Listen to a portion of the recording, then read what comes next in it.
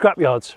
Some people see these as sad places where cars come to die, but other people see them as inspirational places where there are amazing parts to be had that can be repurposed into a new project. They're inspirational. Some people refuse to scrap cars and instead they go, no, I'm going to take a car that maybe should be in here and I'm going to do something amazing with it. I'm going to spend time, money and engineering know-how into building something to do something it should have never really done. But what about a car that even when it was brand new, most people in Britain wanted to see it in the scrap heap here? Well, it's a Lada. And this is the subject of today's episode. It's a Soviet street sleeper. I'm Jonny Smith. Welcome to the Late Break Show.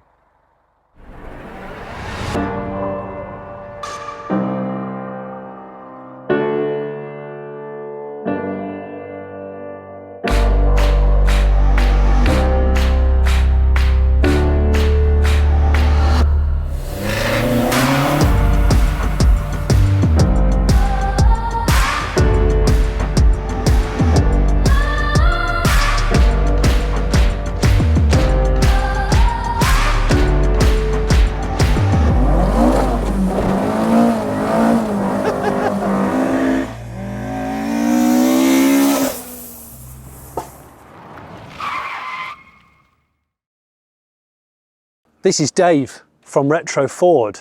Now, if you've never heard of Retro Ford before, Retro Ford's fantastic, innovative business where you do a lot of R&D for rear-wheel drive. Yeah, that's my bread and butter. Yeah, but this is not a Ford. No.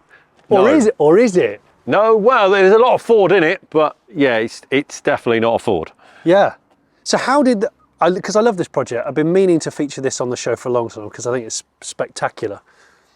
What's the background of this car? Well, I just finished a Mark II Cortina two-door that I bought out of the Czech Republic. Okay. And I really liked it. And I was on a sort of one car in, one car out policy like we all are. Yeah. And I'd said to a few of my mates, I'm gonna sell the Cortina, I don't really know what to do. Then a friend of mine, Richard, who's from Slovakia, came round. Yeah. And he went, you should do a Gigaloui. I'm like, I should do a what? And I'm thinking, well, is this some sort of obscure car? Yeah. Is it like a Trabant or something? And, yeah. And he went, oh, let me show you on a website. Yeah. So he took me to some website, I think it was called Only Dropped. Okay. And there was loads of Ladas. Decked Ladas. That were lowered. And I saw a picture of a Lada and I'm like, I never really thought that was a car I'd want to do. And then I thought, no, I'm going to do one. And then everyone said, no, you're not. And I said, no, I'm going to sell the Cortina. Yeah. I'm on the one car out, one car in policy, and I'm going to do a Lada. So you're going to use your, because obviously we're in a scrapyard. We're in a scrapyard where, when I was younger, when these were still on sale, they were largely berated by people. Oh, yeah. They were mocked.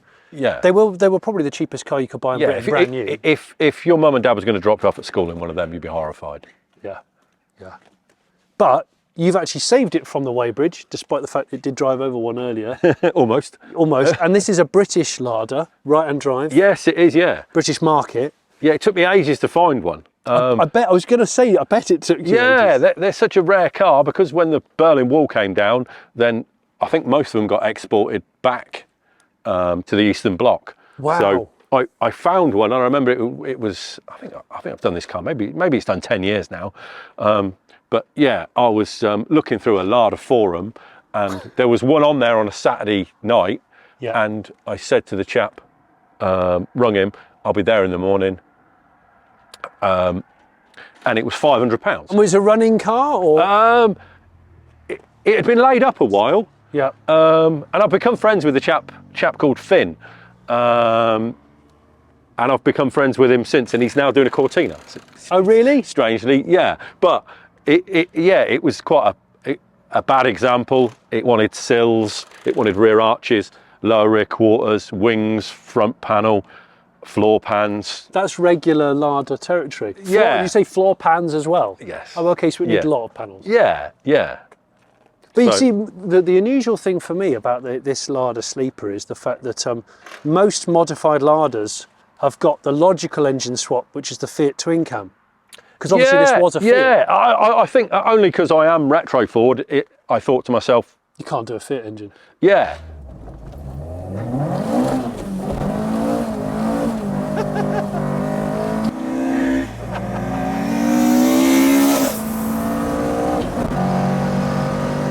Okay.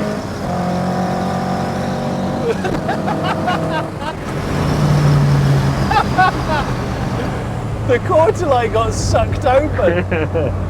Do you know what? It doesn't squat at all. It's already down. Yeah. It's quite reminiscent of driving in the snow. Yeah. So you don't have expensive tyres on it, or? No, not particularly. Yeah, they tend to get eaten up. Yeah, I'm not bloody surprised. That induction is so vocal, isn't it? Yeah. On those. Yeah. In fact, you can hear the induction louder than the exhaust when you're outside. Can you? Yeah, the induction's really vocal. With the company running Retro Ford, sometimes we get a lot of people going, I don't want throttle bodies because I want the induction of my 40s or my 45s.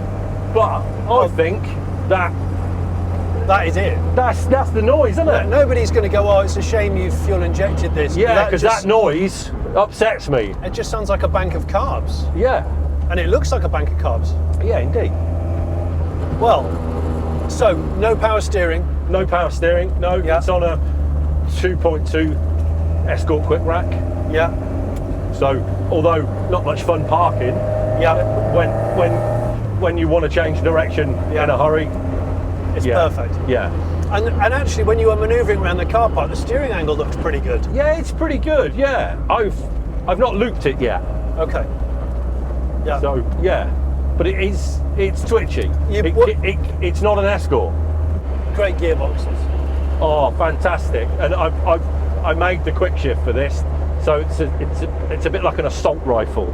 Yeah. Oh yeah. So it sits quite proud of the carpet. Yeah, and it's a bit sort of Kalashnikov. Yeah. Is that? Yeah. Is it? Yeah. It's you need to tell it what gear you want. Okay, you need to be quite positive. Yeah. Yeah. What's the deal with the knob, Dave? It's a very interesting knob. Thank you. And a lot of people have asked that very question. Yeah. I had a brief foray of buying Cortinas out of the Eastern Bloc. Yeah. And they would come with them gear knobs. And every one that I bought, I just sold them with a gear knob. And then I ended up with an Eastern Bloc car. I'm like, oh, when am I ever going to find one of these gear knobs? Got to keep the Eastern Bloc. And I thought, well, I can't buy one off eBay. That seems like I'm doing the wrong thing. Yeah. It's got to come to me sort of organically, if you like. So I bought a Cortina, and it was on it. With that, I think it was the deal. That's what made the deal when I bought it. I think I saw it for sale in the Czech Republic. This Cortina, that it's got one of them. It's got a resin gear knob. It's mine. It's like a Model T Ford or something in there. I love it. If you've ever been to one of the Late Break Show live events, in fact the one we did at Retro Rides Gathering, you kindly brought yours to display. Look at the quality. It's so smooth and clean. Yeah, well, all the strut tops, the inner wings, it's all really nice. Yeah, I mean, originally these wouldn't have been here. No. Traditionally, these are on a double wishbone setup, and because I'm familiar with Fords, then I tend to sort of lean that way a little bit. Yeah. So it's now running, in essence, a Mark 1, Mark 2 Escort front suspension setup. Yeah. And then obviously these had to be fabricated. Yeah, they're really neat. Thank you. They are really neat. And so does it have Escort steering as well? Yeah. Yeah. I mean, obviously the column isn't. The column's all Lada. It would have originally been on a steering box. Yeah. So, and there was just it looked like quite a simple build, and then it was quite challenging in some respects to make it look like it should be in there because of the height of a Duratec's quite high. Yeah. And we've had to section the bulkhead here and notch it back, but I wanted it to look factory. Gosh, that is really clever. So, okay. And it's not really badged. No, I just want it to look sort of stealthy, so the throttle bodies are on upside down. Okay. So you can't see all the injectors and everything. Looks a bit plain. People think it's just carbs with velocity stacks. Yeah. So the engine came about as a 2.3. We were doing a drag car at the time, and we were doing lots of sort of engine development. Yeah. And I went to Cosworth asked them the question of what stuff they'd got sort of kicking around, if you like, and they had sort of a dirty room, as they called it, where they didn't build engines, which is still tidier than my workshop. Yeah. Full of bits of Duratec. Right. And I said to them, there was an engine just laying on a pallet, and I said, is this engine for sale? And he said, I know nothing about it. It's down for destruction. But I said, well, I just want to use it for mocking up. So I bought the engine, got it back, and it laid under my bench for probably 5 years. And then I thought, well, I'm doing this Lada project, I may use that engine. So I got the engine out of storage. Yeah. And I thought, well, I think Cosworth are quite fastidious on keeping, documenting what they've done to engines. So it's got an engine number down the side, and I think the engine number is YDO003. So I've rung them up and spoke to a chap. I says, yeah, I wonder if you've got any specs on that engine. No, you haven't got that engine. I have. He said, no, that's a prototype engine. That should have been destroyed. I'm like, right, okay, thanks anyway. Seriously? And, yeah, that was the end of that. Oh no. So yeah, it's got forged pistons, steel rods, and the engine was perfect. Really? I took it to bits, checked everything, measured everything, even went to took the cams out. Everything was like new. Put it back together, and in essence, that is that engine. So it's not massive horsepower, but it's more than the sum of its parts. It's 235 horsepower, which in a car that weighs a ton, it's quite nippy. Yeah. But yeah, it seems to be quicker than that. I remember taking it to the rolling road, getting it mapped, and being disappointed that it didn't make sort of 250. But on the road, it feels so much quicker than that.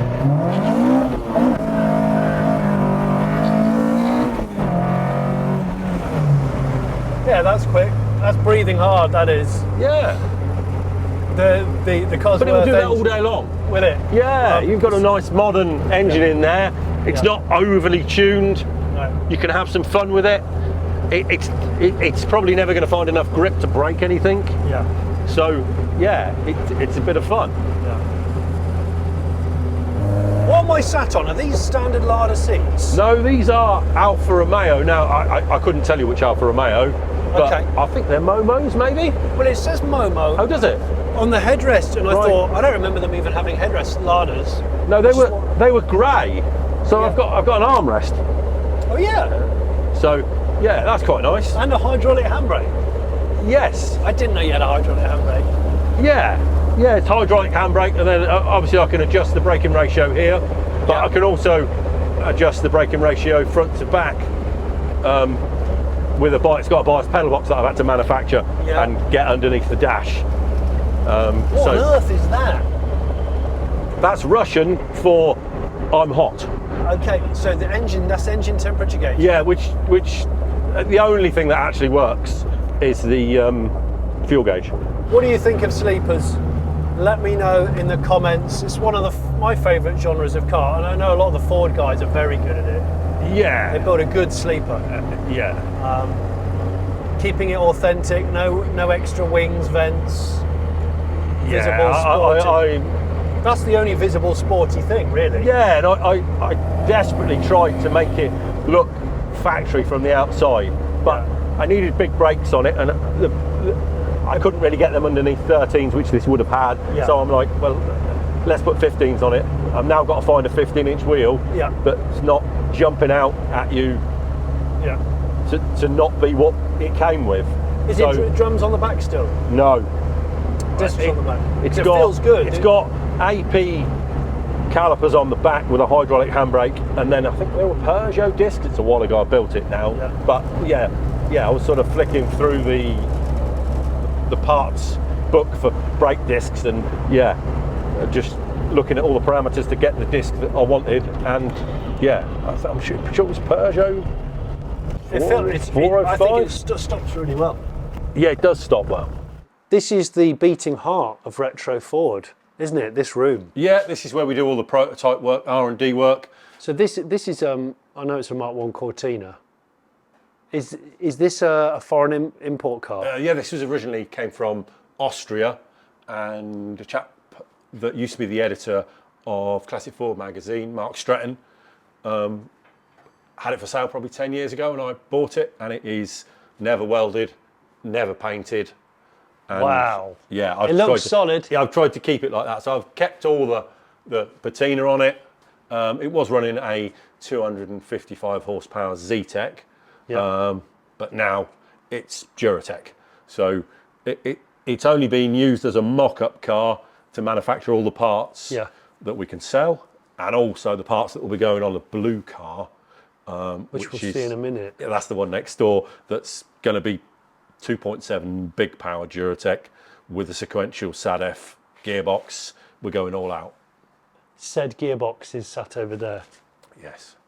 It's a very nice looking gearbox, gosh. As Bob said to me, you only bought it because it's an anagram of Dave's. Oh yeah, Dave's gearbox. This is mainly prototyping things. So we have a brake press and a lathe and a welding bench. There's a lot of work on the floor there. Yeah, this is some of the stuff. They're the brackets for what you've just been looking at there.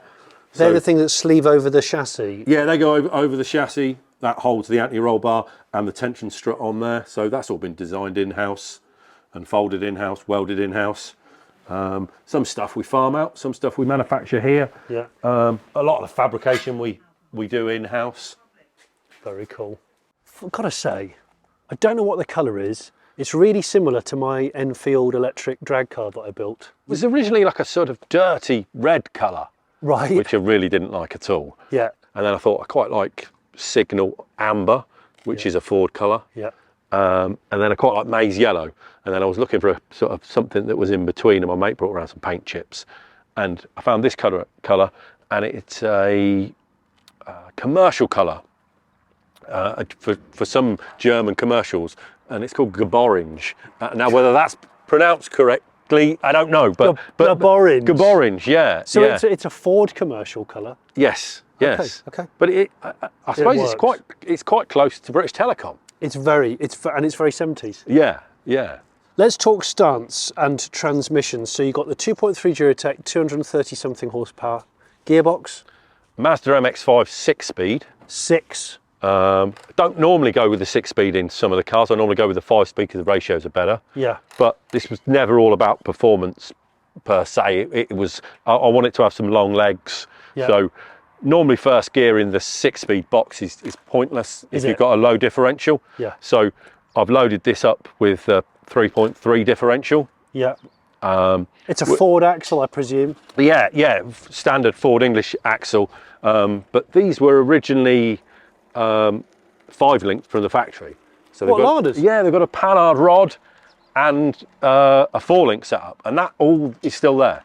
I didn't realise they were a 5-link car. I took the axle out, made a jig for it, and then basically cut all the brackets off it, put all the brackets on an English axle. Yeah. So I can now put heavy duty splines in it, heavy duty half shafts, sorry. Yeah. And everything that's associated, that's available off the shelf, I could put in there. So it's got an LSD in it, it's got uprated shafts. Yeah. I know it has a limited slip, but I've seen you smoke it a few times. But it's got sort of strange handling characteristics because it's sort of Escort here and Lada here. Yeah. And it's quite short, so it is a bit twitchy. But it works. It just works so well. Yeah. What is the performance of it? As in, like, I think it's done. I took it to Santa Pod and it ran some people said it ran a 12.9, but I thought it ran a 13 dead. But either way, it runs sort of 13. A 13 dead quarter mile. Yeah, is respectable. It's quick on the road. Yeah, it was, but it was never for that. I mean, there's part of me wanted to take it to Russia. They have a big Lada meet there, and I really wanted to take it to that. But yeah, I never got around to it. But yeah, I don't think that's going to happen now. No. When I go out in it, people from Eastern Europe come up and want to chat to you about it. I bet. I pulled up into a petrol station and two massive Russian fellas got out of this like huge BMW with blacked out windows and said, "Can I sit in it?" Really? Yeah, fine. So amazing. Yeah, you sit in it. So I'm gonna go and sit in your BM. Yeah. It's got such a great sound to it. But apart from the induction noise, you could drive it quite a long way, I think. Yeah, these seats are great. Yeah. I think they're out of an Alpha 156. You've got me there. I think they're out of an Alpha 156. Unless it's a Ford, I'm pretty lost, to be honest. I've got a little bit of knowledge about Ladas and Fords, and that's me really, I'm done. Well, actually, if you remember watching the Late Break Show barn find on the Granada Chasseur, still one of my favourites, you will have seen Dave before on the channel, because he's the one that helped get it fired up. And in the intro, I drove your Mark 1, didn't I? Your yes, Granada, you did, yeah. Which is a splendid car. So have you bought the Granada yet? Not yet.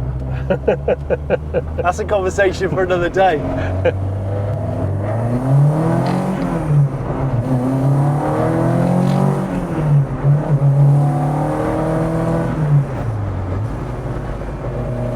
Feels ace. Feels really ace. I knew it would though, because if it didn't, you would have ripped it up and redone it, wouldn't you? Yeah. You like to drive your cars? Yes. Yeah. I built one concourse car probably 20 years ago, a bit more now, and was fastidious about it. Every single nut, bolt, washer had to be perfect. It was painted underneath. Yeah. But as much as I enjoyed that car, I was just fraught with it getting scratched or damaged, and that was a Mark II Escort estate. I still own it. It's in the workshop. It's funny, isn't it? We get caught up in horsepower figures. Yeah. A lot of people forget about curb weight. I mean, it's got to be under a ton. Yeah, I think it's probably 900 kilos. And it feels great. And with a 6-speed box, it feels like it's always on cam. It does. You never feel like you've dropped out the power. No. So you normally prefer the 5-speed? 5-speed is the 6-speed is in essence is the RX-8 gearbox. Yes. And it's a little bit agricultural. You can feel on the change. It's not. Yeah. There's a bit of work to be done. The 5-speed is a slicker gearbox, a lot more compact. Yeah. And nicer ratios. Right. So if you put a low diff in this, then first gear's a waste of time. Right. Okay. So, yeah. But the idea with this car was, if I wanted to go to a car show and it was 100 miles away, it's not out of the question. I don't get there in a bad mood. Yeah. Like you do in some cars. Yeah, and you don't want to drive it home. Yeah, exactly that. That's not right then, is it? You've not built it for the right reason. No, that's it. How long did it take you to build? On and off about 8 months. Is that all? Yeah. Oh, you were on it. And I had a strict rule, not so much now, but I had a strict rule that I couldn't work on it during work hours. Okay. So I'd do my 8 hours. Yeah. And then in the evening and the weekends, I would work on this. So a true hobby. Yeah. I mean, I've had interrupting work time. a few people that have wanted to buy it. Really? And thrown crazy numbers at me. Really? Yeah. And the answer was? No. And then they've gone, tell me why. Yeah. Because money buys everything. Yeah. And I'm like, you'll own it and I won't. Right. And I quite like owning it. Yeah. And if you sold it, you'd have to build another. Yeah, I would have to build something. And you've got a couple of projects. Yeah, but with Ford I'm probably never going to build something like this again. Yeah. It was a bit of a foray to something different. Whereas my bread and butter's Ford, I probably won't build another Lada. I mean, I got a few sort of. You like estates? Cars. I like an estate. I fancied a Hillman Hunter and two-door it. Oh. But do it properly. Yeah. With a Duratec. It'd be a Duratec or a Z-Tech. Yeah. Yeah. So if you come in here, this is the current project at the moment, Mark 1 Cortina, and as you can see, the only 2 pieces of corrosion on the whole car is that is amazing. I was just about to say, which is for a 60-year-old car. It's clean. So Yeah. So this will be 2.7 litre NA NA. Duratec. Duratec. Yeah. Wow. Sequential gearbox. I haven't designed the back suspension yet, but it's probably going to be 6-linked on the back. And full. Period looking car. Oh yeah. Yeah, we're Yep. not painting it. This is the original paint, and I want to keep it on that. This is going to be like my Allegro, but probably better, knowing Dave. So engine bay paint and nothing else painted. Yes. Yeah, engine bay and inside, full cage, T45 cage, having remanufactured the Group 5 Lotus Cortina Jim Clark wheels for it. So, yeah, we can get the big AP brakes, because the trouble with steel wheels is you can't quite get the big AP brakes on it. And yeah, it's going to want to stop. So, Mark 1 Granada, I know that car. yeah. Love that car. Yeah, you've driven that, haven't you? Yeah, I've driven it. It's really, really silky. Yeah, it's a nice I thing. love a Mark 1 Granny, that back end. Oh, It's lovely, isn't it? Yeah. that concave back. And Yeah, then here, one of your latest products, the Lotus Cortina steel wheel that you've reproduced. Yes, we had to make this platform in order to house them, as we are somewhat running out of room. Because you don't want it. Yeah, believe it or not, there's another 2 cars in there. Is there? Yeah. It's another 2. Yes. So, yeah, that's got a little 1500 GT in it. It's an early one. Yeah, yeah. I use that occasionally, not as much as I should. And then this did have a 286 horsepower mount tuned Duratec in it, but probably about 12 years ago, I was driving it quite spiritedly, and I came into a roundabout a bit too quick, probably 70, 80 mile an hour. What? Came sideways, and an old couple in a car nearly pulled it out on me. No. And it would have been completely my fault. I was going too quick, driving like a hooligan. So I came back and took the engine out immediately. Did you really? And it's not turned a wheel since. What, to stop you from driving? Yeah, I couldn't be trusted in it. But now I'm a bit older. Maybe I've calmed down a bit. Maybe. And then in there somewhere is the Escort estate. The Escort estate that was The drag car. well, the drag car's there. Next to it is the car that I started the business with. That's got a Z-Tech in it, and retro Ford was never going to happen. I got a hobby that I loved, and I didn't want to turn it into a business. And then I put a Z-Tech in that car, and everybody was badgering me to make the bits, and I was like, I don't want to. This is my hobby. Yeah. And then I got made redundant, and I thought, wow, let's do it, and let's hope it doesn't spoil my hobby. But it's done the opposite. And then yeah, as you were saying, the one next to it is the drag car. That's got a 2.3 Duratec, which is stroke a crank, spat out to about 2,450, makes 340 horsepower-ish. So if we've got some footage of that car, I'll show you. That thing was absolute bonkers.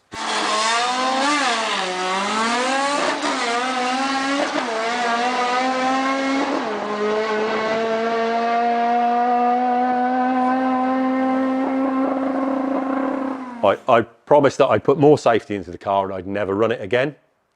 And then Classic Ford wanted it on the cover of the magazine and wanted me to do a night shoot with it. And it was sort of this time of year. The track had got warm because the sun had been on it, but the air temperature had come down and it was just a bit dewy. And I'm like, I tell you what, I'm going to put a lockout on the gearbox so I can't get third and fourth, because this thing's a death trap. And I didn't, and came off the line in first gear and thought, oh, this has never hooked this well. We're going full track with this now. And at best it had run up to them was a 1063, and it went 1063 straight to 1042. And everyone was like, again, Dave, go again. I'm like, no, we're done. That's it. It's going in the trailer. I'm putting it back in the workshop. I've got stuff to do. And that was the last time we ran it. 1042. Yeah. Incredible. Yeah. There's something pleasantly satisfying, to me at least, about a car which is unassuming looking, hated by many, but somebody's put time, thought, money and engineering into making it go way quicker than it ever should have been. And that's the beauty of a car like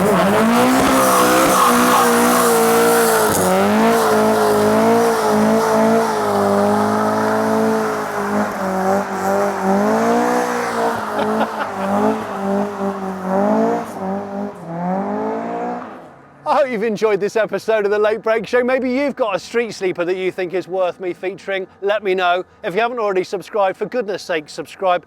Maybe you want to become a Patreon and support us that way. I'll put a link in the description below. Dave's late for dinner.